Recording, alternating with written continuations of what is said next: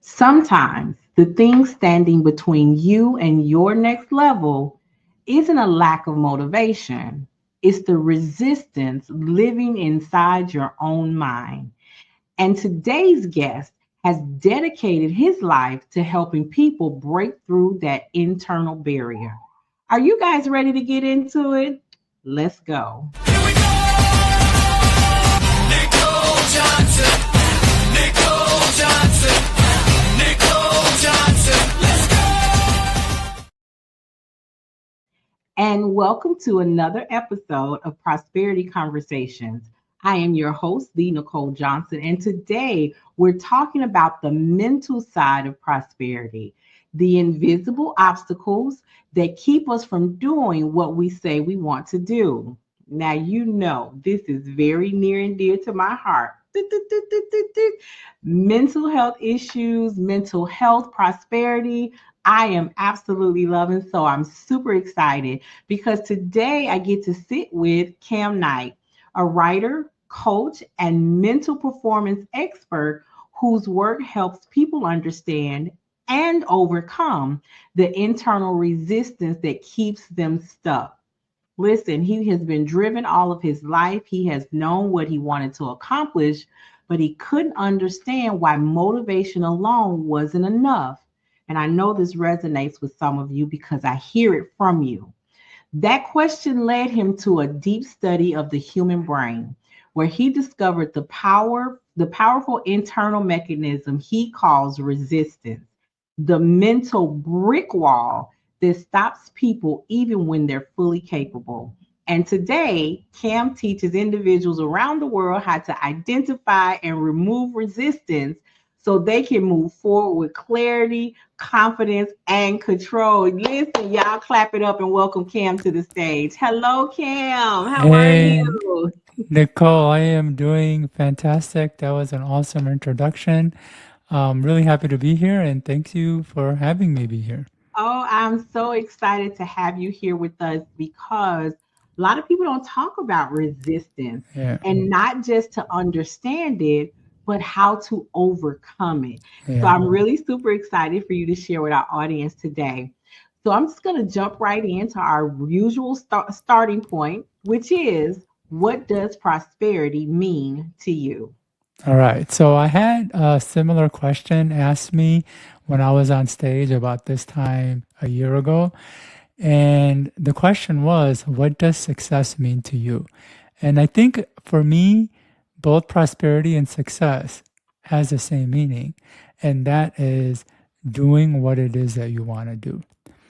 And a lot of times we do things not because we want to do them. And a lot of the things that we are doing, we're actually doing in avoidance of something else that we would rather be doing. And this is where resistance and tricks of resistance come in, which we'll talk about in this episode. So, but to really give a clear answer, it just comes down to what it is that you truly want and being able to do it. I love it because what I'm hearing is focusing on the things that I know I can do and that I'm going to do. And if I put it out there, if I write the vision, make it plain, then I've got to, that's what I'm supposed to be doing. Is that right? Part of it.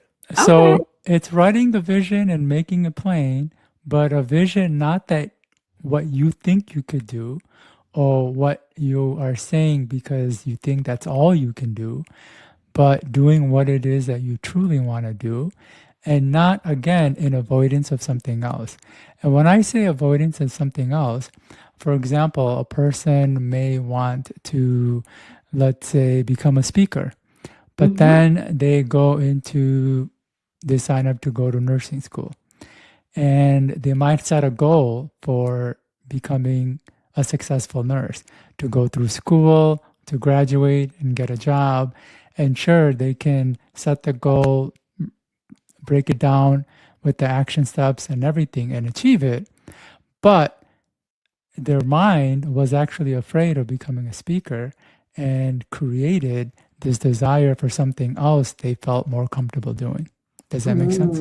Absolutely, it Yeah. does. So, what I want to ask you now, because I look at not just what you do, I want to know why you're doing it. So for me, what I want to know from you, and I'm sure the audience will want to know as well, what was that moment that made you stop and ask, why can't I do what I say I want to do? Yeah. So I wouldn't say there was one moment. It was actually a series of moments Okay. that expanded over years and decades. And I'll just give a brief history. So when I moved to the US, I had parents who had high expectations and low support. So Mm, there's a quadrant: high expectation, high support, high expectation, low support, low expectation, high support, and low expectation, low support.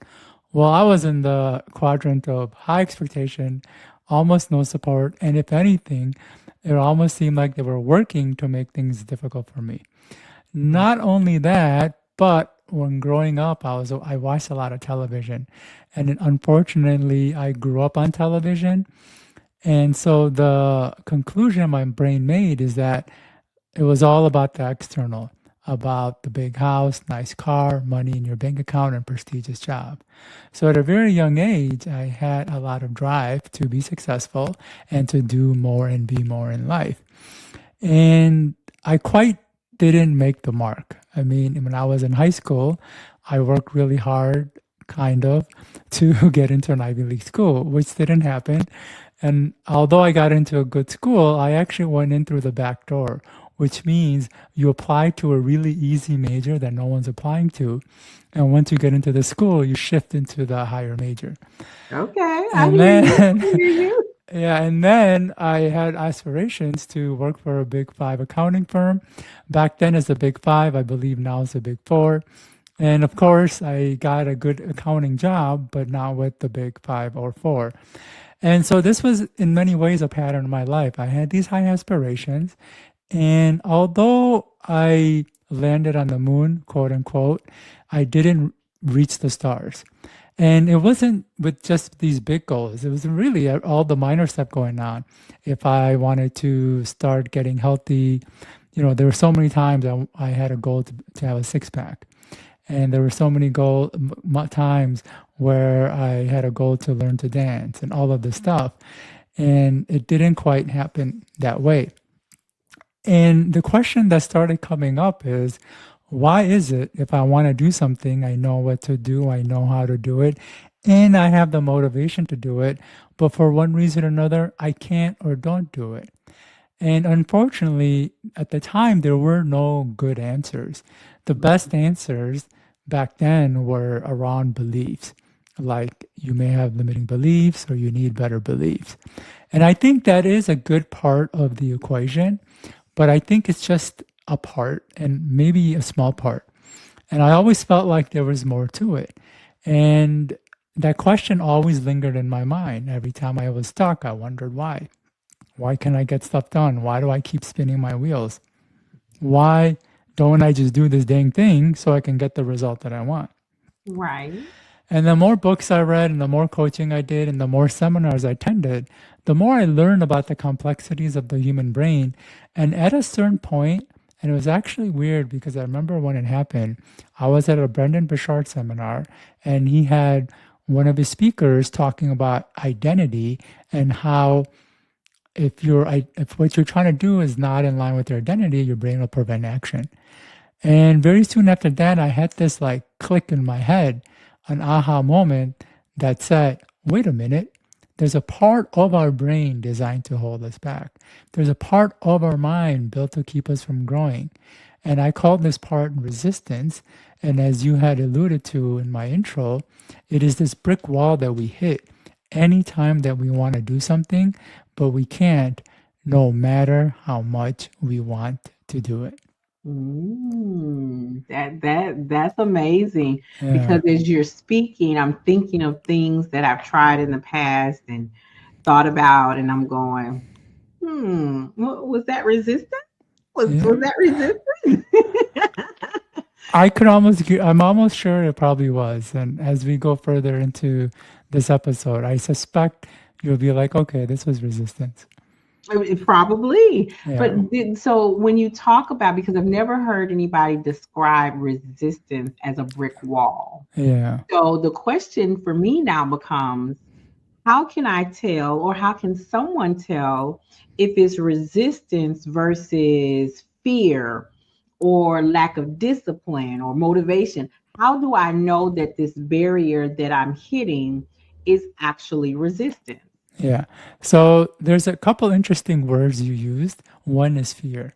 And the word fear gets thrown out a lot. In fact, when I tell people I talk about resistance, their immediate response is fear.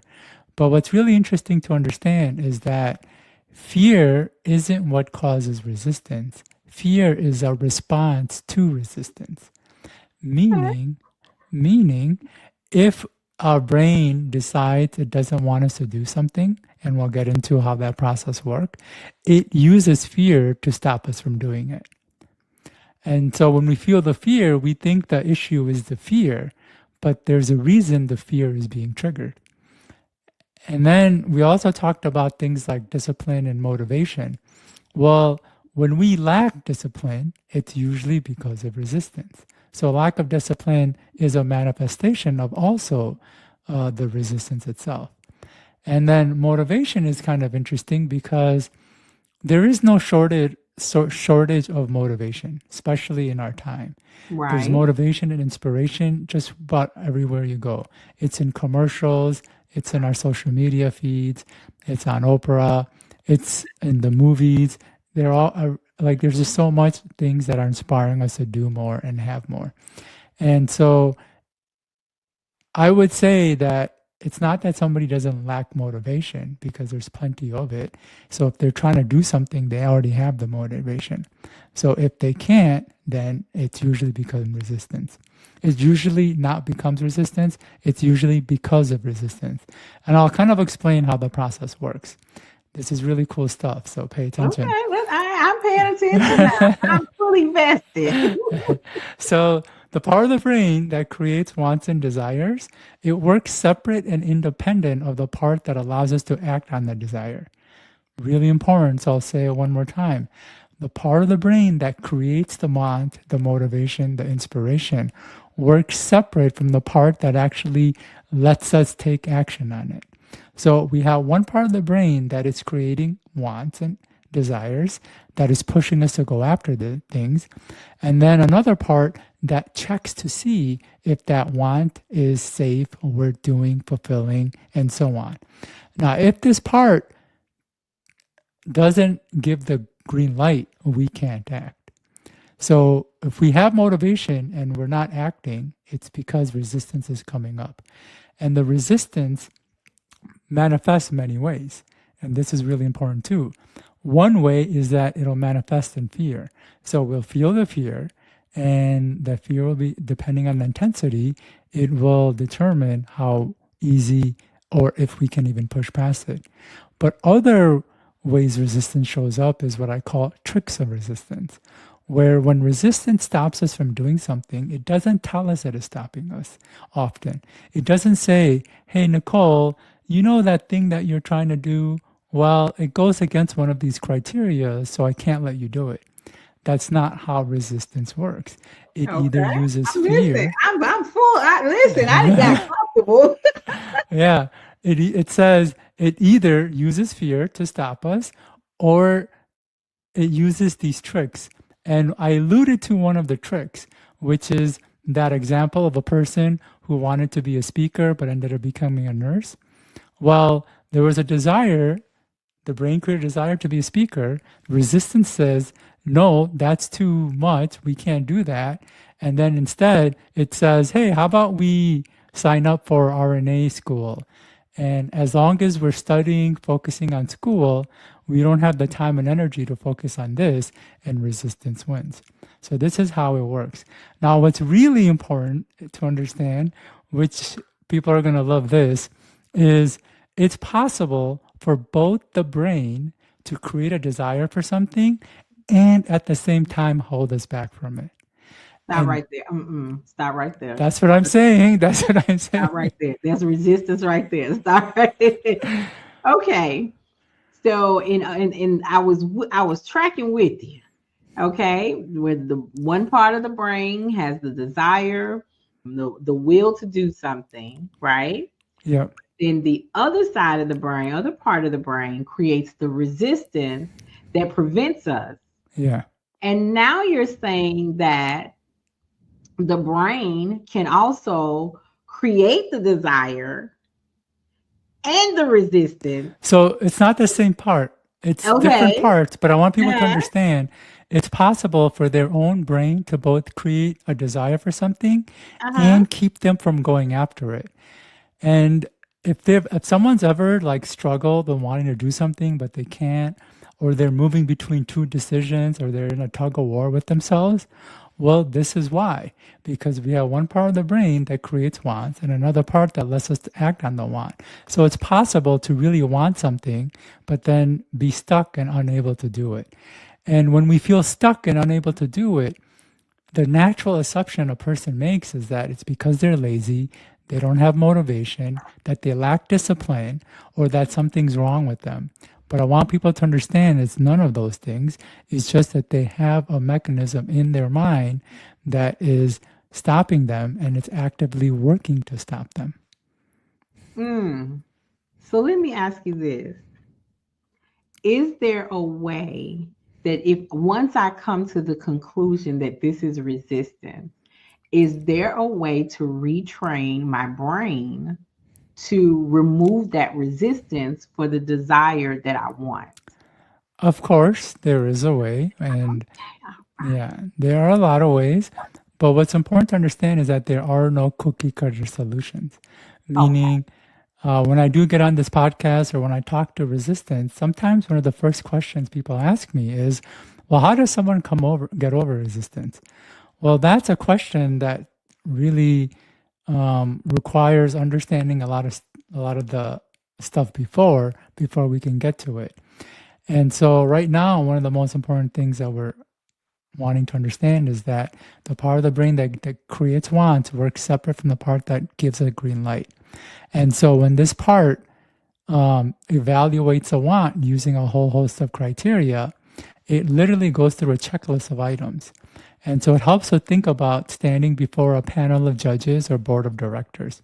Every decision or desire that comes up must go through them. And if even one of the members is against the idea, it will not pass. And so this is where the challenge of overcoming resistance comes in. First, we have to look at what's stopping us. And for certain people, there's actually multiple things that are holding us back. So we work on one layer and then we realize there's another layer underneath, and then there's another layer underneath, which is why we often see somebody use a tip or technique and get a lot of results. But when we use that same tip or technique, we get nothing. And it's usually because for two reasons. One, that tip or technique worked on one specific criteria or area of resistance, and either we had it or we didn't. And if we had it and we used that tip or technique, then that means there was other criteria to work through. And I'll give a really quick example of what I mean. So what are these criteria? What are these judges or board of directors? Well, one of them has to do with beliefs. If a person has limiting beliefs that they don't think something is possible or possible for them, their brain is going to prevent action. It makes sense, right? It's like, well, I don't think it's possible. Then the resistance goes, if it's not possible, why would we waste time and energy on it? Right? Okay. And Okay. then the next layer has to do with habits. In order to do something or for something to be comfortable, we need to build a muscle or habit. Otherwise, it's unknowing and painful. And so we need to stick with something until we can get past that and it becomes easy. Now, in the beginning, since we haven't built a muscle for something, it creates pain. And resistance goes, doing this thing creates pain. So, in order to stop the pain, let's stop doing it. Right? And what's even more important is comfort zones. So, comfort zones is a zone of comfort or knowing. In a way, it's a zone of knowing because majority of our comfort zones aren't comfortable. They're actually quite painful, but we stay in them because we know what to do and how to do it. And there isn't a lot of mental strain to learn something new and different. And so anytime we do want to do something, it's going to move us out of our comfort zone. By the nature of doing something new and getting a different result, we're going to get out of comfort zone. The more comfortable the brain is to where it's at, again, it's not about how enjoyable the place is. It's just about how much it knows.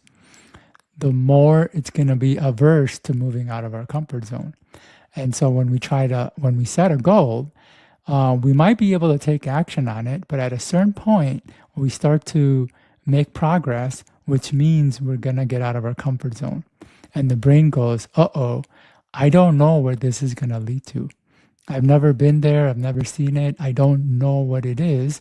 So why don't we just put the brakes on now and we stay in what we know? So these are just the first couple criterias. But Nicole, this stuff goes deep. It goes into self-image, core needs. It goes into authority issues. It goes into demographics. It goes into sex. There's so much stuff that the brain is evaluating before it decides to let you do something. And like I said, the challenge is when the brain stops you or when resistance stops you, it doesn't tell you what it is. It doesn't say, hey, we're moving out of our comfort zone, so let's just slow down. Or it doesn't say that we don't have a habit for this and I'm going to keep you from doing this activity just so we don't feel the pain. We just find ourselves not being able to do it. And again, because we can't do it, the natural thinking is we lack motivation, discipline, and motivation, discipline, and that we're not good enough. When the reality is, we have this part of ourselves trying to hold us back. And so, and that's a lot to unpack. And what I really want people to do, you've got your website there. Here is Kam's Facebook page. Be sure to go over and connect with him there. So let me ask you this, because that's such a broad or just description and discussion on what exists. Once someone goes through those steps, right? Do they get to a level of where that resistance is gone? And if so, what does that mean for them now? Yeah. So this is also a very powerful and useful question, because a lot of the challenges that we humans have to doing what we want, it's not because we lack the motivation or the desire or the discipline. We just don't understand the mechanics of the mind and body and how it responds to certain things, especially as we grow and move forward. And when we can understand those things, we won't get so derailed when those things come up. So the first thing has to do with the fact that we do have resistance. So just wanting something doesn't mean we'll be able to take action, because we have this part of the brain designed to hold us back. Now, if a person doesn't understand that, again, this is where they start thinking the problem is them. But if a person understands that, then when the mind holds them back, they won't be as derailed. They could be like, oh, okay, something internally is going on. Let me figure it out. Let me dive into it and work through it. And what's another thing to understand about what comes in our growth is that resistance doesn't fully go away completely for everything. Meaning we have different level of resistance of doing different things. Some people have resistance to being around people. So a lot of the reasons they have challenges to maybe working out or going to the gym is it because that means they're going to have to encounter more people. And if they are shy, insecure, they're sensitive to the thoughts and judgments of people, their brain is going to make it difficult for them to do things around people. And if a lot of their tasks and activities for that goal involves being around people, then it's going to be hard to do that thing. Now, other people have difficulty, love being around people, but they still experience challenges. And that's because they have a hard time, sticking with something for an extended period. And then as we grow, resistance comes up to the next level and the next level. meaning right now, I had resistance to putting myself out there. I used to be an author, was an author for a good, 15 years. So let's backtrack. Prior to publishing my first book, I had resistance to writing and publishing. Once I got through that, the second book became easier, but still there was resistance. And by my 10th book, it was like I could just do it in my sleep. But Right. but then it was time to start putting myself out there. And I started with podcasts. In the beginning, I had resistance to it. Meaning, although I worked through my resistance for writing the book, now I'm facing something different that I haven't done. So there's resistance there. And I put a lot of time and effort this year, particularly, to work through that resistance to the point where now I'm getting on about 4 to 6 podcasts a week. In fact, last week I was on 11 because I just wanted to get through it, get comfortable hopping on a podcast, being able to answer the questions, no matter how difficult, and in a concise and coherent way. And I feel like I've done a pretty good job. But now the next step is getting on stages in front of an audience. That Mm, there's a little bit more resistance there. So long story short, our resistance never really goes away. And we have different levels of resistance to different things. So just because I become successful in one thing, it doesn't mean I won't have resistance in other areas. We true. could still have that. Yeah. And this is one of the challenges of being human because for some of us, it takes a lot of work and effort to push past our resistance. A lot of people don't have a lot of these resistance. And which is why when you see people who are like extremely successful or have a lot of things and it's so easy for them, a lot of times we ask, like, what do they have that I don't? And it's not what they have, is what they don't have. And they don't have resistance. So when they want to do something, their brain isn't going, well, I'm going to stop you or I'm going to create detours. And they have to go through all this turmoil to get past it. They don't have any of that. So they can go from desire to action much easier. For people who have a lot more resistance, every decision can seem like a lot of work because the brain comes in and keeps throwing these hurdles that we got to jump through. And so hopefully that answered the question. I know it's not the answer that people are seeking, but with my work, what I tell people is I didn't make the rules. I just help people understand them so they can get the results they want. And unfortunately, given the complexity of the human brain, this is the rules that we're working with. I love it. And what I'll say in conjunction with that is that what someone else has resistance to does not mean that it will be the same for you. 100%. Audience, I want you to understand that everything that happens to or to someone else may or may not. So don't put yourself in that mindset that this is what it is. There's work that has to be done to identify what it is. Yeah. Okay. Don't Let me tell you, I'll tell you a brief story. Years ago, I'm from Chicago, born and raised, so you know what those winters look like. It gets dark quickly and it stays dark longer. I was going to work at dark 30 in the morning. I was coming home at dark evening, And dark. don't forget the wind. Who can forget the wind in the windy city? But I was having a conversation with someone, and she said I had seasonal depression. Yeah. And for years, and I do mean years, I was saying I had seasonal depression because of my feelings during the wintertime. And somebody else years later asked me, well, who diagnosed you with that?